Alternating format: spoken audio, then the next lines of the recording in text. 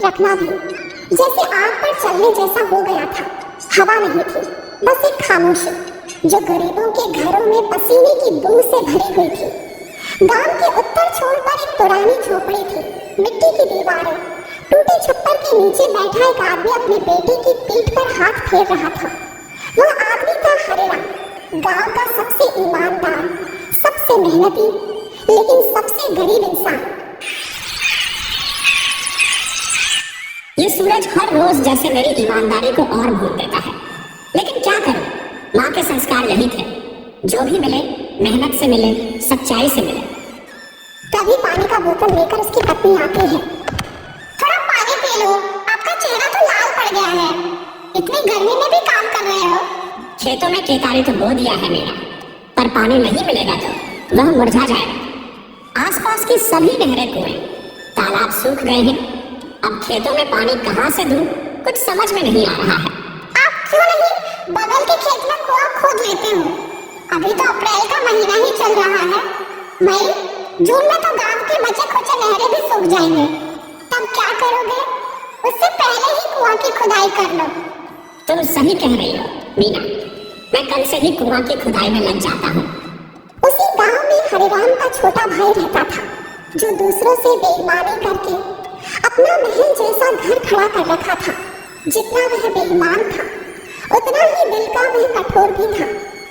देख रमेश, गांव में सबसे बड़ा दूध का ठेका मैंने ले लिया, और वो भी मिलावट वाले पाउडर से दूध बनाकर। कोई पकड़ नहीं सकता मुझे। पैसे कमाने का असली तरीका यही है, दिमाग और चालाकी। पर भाई, तेरा बड़ा भाई तो आज भी खेतों में खट रहा है। क्या कभी उसे अपनी तरह नहीं बनाया तूने? वो बड़े भैया हैं, राम जैसा सीधा। कहते हैं हराम का पैसा घर नहीं टिकता, पर देख मेरा घर तो महल बन गया। आपने कभी अपने भाई से मदद क्यों नहीं मांगी? इतना पैसा है उसके पास। मदद वो नहीं होती जो रिश्तों की लाज उतार दे। और वैसे भी मैं अपने बच्चों को सिखाना चाहता हूँ कि पसीने की कमाई में जो मिठास है, वो झूठ के पैसे में नहीं। बाहर तापमान अब भी कम नहीं हुआ, लेकिन हरिराम के माथे का पसीना जैसे उसकी सच्चाई का गहना बन चुका है। वह अपने खेतों की तरफ अपनी फसल को देखने जा रहा था। तभी उसका छोटा भाई विक्रम उसे रास्ता में मिलता है। भैया, अब तो मान जा, ये जमाना ईमानदारी का नहीं रहा। मेरे पास गाड़ी है, बंगला है, पैसे की बारिश है, और तो फटे कपड़े, सूखी थाली, तपती दोपहरी। तेरे पास सब कुछ है विक्रम, बस एक चीज नहीं है, चैन। तू अपने बच्चों को क्या सिखा रहा है कि झूठ बोलो, मिलावट करो और अमीर बनो? देख लेना, पैसा मिट्टी जैसा है, जब तक ऊपर है तब तक सिर ऊंचा, जब गिरा तो कीचड़ बना देगा। अगली सुबह हरिराम अकेला खेत के बीचों बीच एक फावड़ा लेकर कुएं की खुदाई में जुट जाता है। हर चोट के साथ मिट्टी उड़ती है और उसके माथे पर पसीने की धार तेज होती जा रही है। वह मन ही मन बोलता है, अगर इस साल भी बारिश कम हुई तो फसल बर्बाद हो जाएगी। कुआं खुदाऊंगा, चाहे जान चली जाए, पर बच्चे भूखे नहीं सोएंगे। दोपहर का समय पास ही से एक चरवाहा गुजरता है, जो हरिराम की हालत देखता है। हरिराम भैया, ये क्या कर रहे हो? सूरज सिर पर है और आप अकेले खुदाई कर रहे हो। कम से कम कुछ खा पी लो। समय नहीं है भाई, हर मिनट कीमती है। अगर ये कुआं अगले महीने तक न बना तो खेत मर जाएगा, और साथ में हम भी। चरवाहा सिर हिलाकर चला जाता है। कुछ देर बाद हरिराम की चाल लड़खड़ाने लगती है। कुछ घंटे बाद हरिराम धूप में बेहोश हो चुका है। उसका शरीर तप रहा है, होंठ सूख गए हैं, फावड़ा पास पड़ा है। मीना खेत के पास आती है, हाथ में पानी का बोतल लेकर। हरिराम जी, ओ हरिराम जी, हरिराम जी, आँख खोलिए, देखिए मैं आई हूँ। आपने वादा किया था सोनू को पढ़ाना है ना, उठिए ना। हरिराम की सांसें बहुत धीमी हो गई हैं। वह एक बार आँख खोलता है। मीना, कुआं बनाना है, सोनू भूखा ना रहे। कुछ नहीं चाहिए हमें, बस आप चाहिए। घर चलिए, मैं सब संभाल लूंगी। हरिराम की आंखें बंद हो जाती हैं, उसकी सांसें थम जाती हैं। मीना की चीख आसमान में गूंज जाती है। की चिता की राख अभी ठंडी भी नहीं हुई थी और मीना की आंखों से आंसू थमने का नाम ही नहीं ले रहे थे। वो एक कोने में बैठी थी। गहरा सन्नाटा उसके चारों ओर पसरा था। उस घर में अब वो आवाजें नहीं गूंजती थी जो हरिराम के होने का एहसास कराती थी। बेटे की छोटी छोटी बातें अब मीना के दिल को छलनी कर देती थी। मैं हार नहीं मानूंगी हरिराम जी, आपकी मौत उस कुएं की खुदाई करने की वजह से हुई है। मैं इसे पूरा करके रहूंगी। अगली सुबह मीना ने कुदाल उठाई और कुएं की तरफ चल दी और फिर अधूरा कुआं को खोदना चालू कर दिया।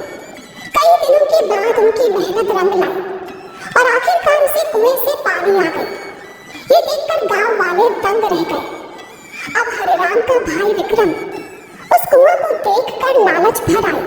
गीता, पानी की समस्या अब होते जा रही है। सारे तालाब कुएं सूख चुके हैं। गांव वाले पानी के लिए तरसने लगे हैं। अगर मैं पानी का व्यापार करने लगूं तो मेरी अच्छी कमाई होने लगेगी। पर आप पानी की व्यापार कैसे करोगे जी? पानी तो कहीं पर भी नहीं है। दूर दूर तक कुएं तालाब सूख पड़े हैं। अरे मूर्ख गीता, तुम्हें क्या पता नहीं है? मीना भाभी ने कुएं की खुदाई कर दी है और उसमें पानी भी निकल आई है। अब देखो मैं व्यापार पानी का कैसे करता हूँ। फिर विक्रम मीना का घर पहुँचता है और मीना से कहता है, भाभी मुझे आपसे एक बात करनी थी। मुझे यह बात करते हुए खुद ही खराब लग रहा है।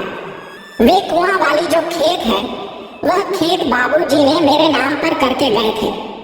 शायद भैया ने आपको नहीं बताया होगा।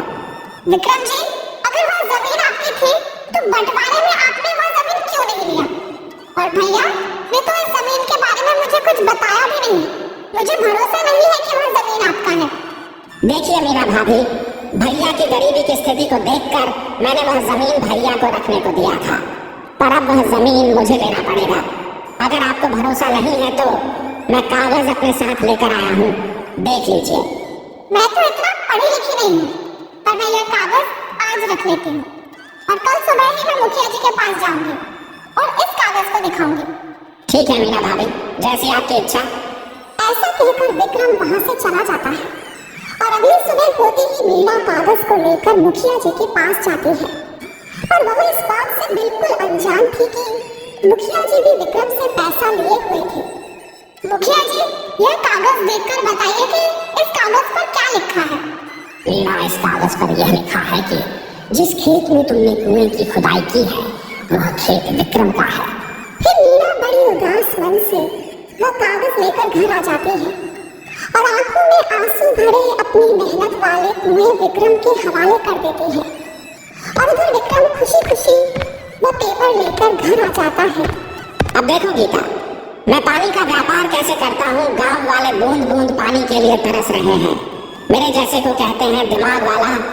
दिमाग वाला नहीं कहते हैं, इसे कहते हैं बेईमान वाला। ज्यादा अपने आप को होशियार मत समझो। आज जो तुमने यह चमचमाती साड़ी पहन रखी हो ना और होठों में लाली लगा रखी हो, वह सब इसी पैसे की वजह से है। फिर विक्रम अपने नौकरों से कहकर गांव में यह बात फैला देता है कि सुनो गांव वालों, आप लोग की पानी की समस्या विक्रम भैया ने खत्म कर दी है। अब पानी जिनको भी चाहिए वह विक्रम भैया के कुएं से ले जा सकते हैं। पैसे दे जाओ और पानी ले जाओ। कौन बेच रहा है पानी? विक्रम कहता है कुआं उसका है और अब जो चाहे पैसे देकर पानी ले। अरे ये तो वही कुआं है ना जो मीना ने खोदी थी। हाँ भाई, उसी का है।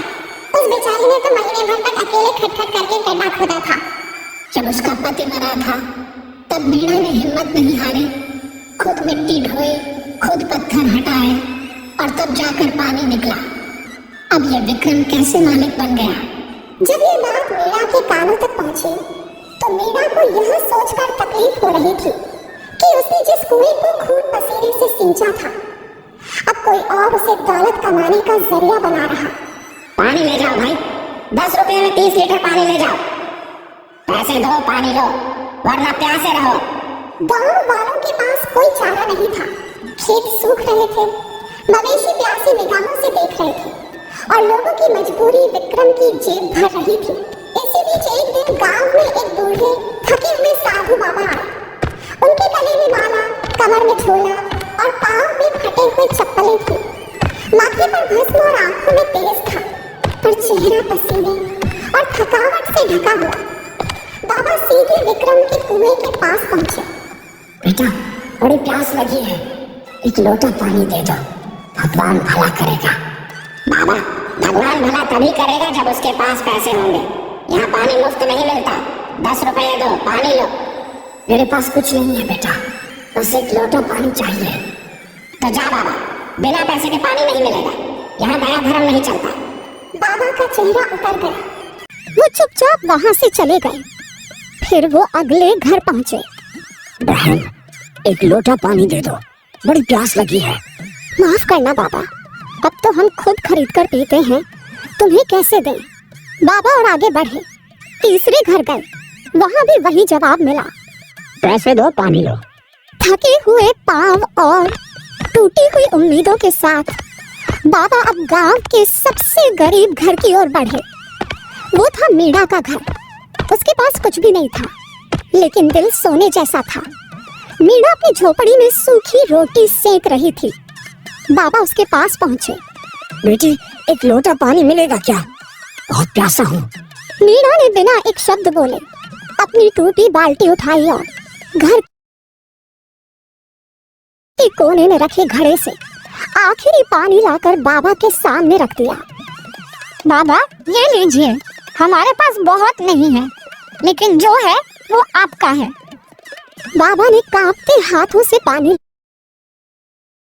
पिया और आंखें बंद करके आकाश की ओर देखा। बाबा थोड़ी देर आंखें बंद करके कुछ मंत्र बुदबुदाते हैं, फिर अपना झोला खोलते हैं। झोले से एक छोटा मिट्टी का मटका बाहर निकालते हैं, जो लाल कपड़े से ढका होता है। बेटी मीणा, तूने सच्चे दिल से एक प्यासे को जल पिलाया है। ये मटका मैं तुम्हें आशीर्वाद स्वरूप देता हूँ। ट्रेंडी साड़ियों पर 25% तक की छूट पाएं अपने पहले मीशो ऑर्डर पर। अभी डाउनलोड करें। नहीं बाबा, मुझे ये मटका नहीं चाहिए। मैं यह मटका रखकर क्या करूँगी? घर में कुछ सामान नहीं है, तो यह खाली पड़ा रहेगा। बेटी, यह मटका सबको नहीं मिलता। जो ईमानदार और दूसरों की भलाई करता है, उसे ही मिलता है। ये साधारण मटका नहीं है, ये मटका मेरी साधना का फल है। इससे जो भी मांगोगी सच्चे दिल से वो मिलेगा। पानी, दूध, अन्न, घी, जो भी। पर ध्यान रखना, जब मांगना पूरा हो जाए तो इस लाल कपड़े से मटके को ढक देना, तभी यह रुक जाएगा, वरना ये मटका कभी नहीं रुकेगा और सब कुछ बर्बाद हो जाएगा। मीणा ने मटके को अपने पास रख ली और इतना कहकर बाबा मीणा के सिर पर हाथ रखकर आशीर्वाद देते हैं और धीरे धीरे ओझल हो जाते हैं। अगली सुबह मीणा घबराते हुए मटके को देखती है, फिर हिम्मत करके कहती है, मटका मटका, एक लोटा पानी दे दो। अचानक मटके के अंदर से छप छप की आवाज आती है और मटका पानी से भर जाता है। मीणा की आंखें हैरानी से खुली की खुली रह जाती हैं। अब ढक देती हूँ, बाबा ने यही कहा था। वो लाल कपड़ा मटके पर रख देती है। मटका शांत हो जाता है। अब रोज मीणा जरूरत के अनुसार कुछ मांगती, दूध, आटा, दाल, और मटका हर बार उसे वही देता। गांव वाले अब धीरे धीरे जानने लगते हैं कि मीणा के घर कुछ चमत्कार हो रहा है, पर मीणा इसे छिपा कर रखती है, किसी को बताती नहीं, क्योंकि बाबा ने कहा था इसका उपयोग जरूरत के लिए करना, दिखावे के लिए नहीं। कुछ महीने बाद अब मीणा का घर पहले जैसा नहीं रहा। टूटे फूटे आंगन की जगह अब पक्की ईंटों की फर्श है। जहाँ पहले एक खाली कोना था, अब वहीं एक बड़ा सा राशन की दुकान सजा है। आटा, चावल, तेल, मसाले, दाल, साबुन, सब कुछ। गांव वाले अब लाइन लगा कर आते हैं। मीणा बहन, जो सामान तुम देती हो वो तो सेठ की दुकान से भी सस्ता और बढ़िया होता है। ये सब भगवान की कृपा है राधा बहन। मीणा बहन, तुम्हारे पति बहुत ही ईमानदार इंसान थे और तुम्हारे देवर विक्रम उतना ही बेईमान। इसलिए देखो, विक्रम का व्यापार ठप हो गया है। बेईमानी का फल जरूर मिलता है और ईमानदारी का फल में देर है, पर अंधेर नहीं। ये सब औरतों की बातें खड़ा होकर विक्रम सुन रहा था और फिर उसे मीना से जलन पैदा हो गया। वो सोचने लगा कि आजकल मीना भाभी के बहुत चर्चे हो रहे हैं और मेरा मजाक उड़ाया जा रहा है। क्यों ना हम मीना भाभी की दुकान में ही आग लगा देते हैं। ना रहेगा बांस और ना ही बजेगी बांसुरी।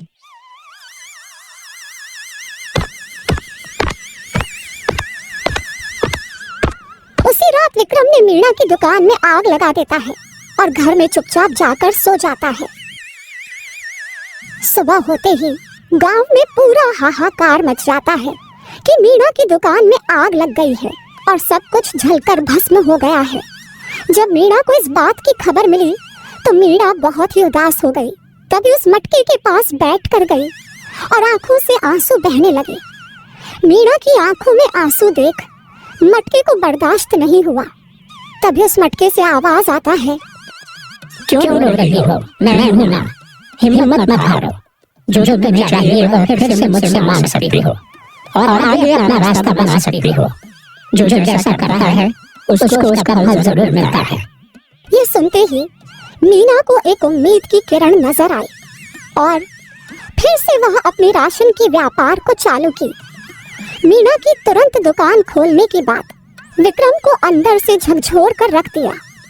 उसने मन ही मन सोचने लगा, आखिर में यह मीणा भाभी ऐसा क्या करती है कि यह तुरंत ही अपना राशन का व्यापार चालू कर ली। अब तो और भी गांव वाले मुझे ताना देंगे। मुझे इसका पता लगाना ही होगा, चाहे कुछ भी हो जाए। विक्रम गुस्से में मीणा की जासूसी करने का फैसला करता है। रात के समय विक्रम अपने गमछे से मुंह ढककर मीणा के घर की खिड़की से झांकता है। अंदर मीणा घड़े के सामने बैठी है। मटका मटका 2 बोरी चावल दे दो। मटके से बोरी भर चावल निकलता है। विक्रम की आंखें फटी की फटी रह जाती हैं। मैं भी कितना मूर्ख था, मुझे जड़ तक पहुंचना था और मैं सिर्फ ऊपर ही देखकर दुकान को जला डाला। जड़ तो यह मटका है, तो राज इस मटके में है। जो मांगो वो देता है। अब यह मटका हमारा होगा। विक्रम खिड़की से आता है और मीणा के आंगन में चुपके से मटका चुरा लेता है। अब देखो असली बादशाह कौन बनता है। विक्रम मटका लेकर घर पहुंचता है और अपनी पत्नी बेटे को जगाता है। जल्दी उठो, अब हमें इस गांव से जाना है। हमारे पास बिना मेहनत किए अब सब कुछ होगा। ये देखो मटका। अरे ये मटका लेकर क्या करोगे? अचार लगाओगे क्या? अरे पगली, पहले चलो हमारे साथ, फिर मैं तुम्हें बताऊंगा। अरे इतनी रात में कहाँ लेकर जा रहे हो? पहले मुझे बता भी तो दो कि बात क्या है। तुम बोलती ही बहुत ज्यादा हो, थोड़ी देर सब्र करो, मैं सब कुछ तुम्हें बता दूंगा। कुछ दूर चलते ही वह लोग तालाब के पास पहुंच जाते हैं। विक्रम, पत्नी और बेटा नाव में बैठते हैं। मटका उनके पास रखा है। नाव धीरे धीरे बह रही है और दूसरी तरफ एक नया गांव दिखाई दे रहा है। विक्रम बैठे बैठे सारी बात अपनी पत्नी को बता देता है। क्या जी, इस मटके से सच में सब कुछ मिलेगा? हाँ देखो, अभी मटका 5 बोरी चावल दे दो। मटका से चावल निकलने लगता है। पापा पापा आइसक्रीम मांग कर देखो ना मटका से। आइसक्रीम निकलने लगता है। अब चावल और आइसक्रीम से नाव भरने लगता है। तभी पत्नी बोलती है, अरे अब तो नाव भारी हो रही है। नाव डगमगाने लगती है। पत्नी डरने लगती है। विक्रम, बंद करो इसे, बहुत हो गया, पानी अंदर आ रहा है और आइसक्रीम भी पिघल रहा है। रुक जा मटका, बस कर, बंद हो जा। मटका नहीं रुकता क्योंकि उसे लाल कपड़े से ढका नहीं गया। अब चावल, आइसक्रीम सब कुछ गिरते जा रहे हैं और नाव डूबने लगी है विक्रम और उसका परिवार पानी में डूबते दिखने लगे। विक्रम के लालच की वजह से उसे और उसके परिवार को अपनी जान गंवानी पड़ी। मीणा मेहनती और ईमानदार थी। भले ही मटका अब उसके पास नहीं थी, लेकिन आज तक मटका ने जो भी दिया था, मीणा ने अपने मेहनत से उसे दुगना कर दिया था और खुशी से जीने लगी। इस कहानी से हमें यह शिक्षा मिलती है कि लालच बुरी बला है।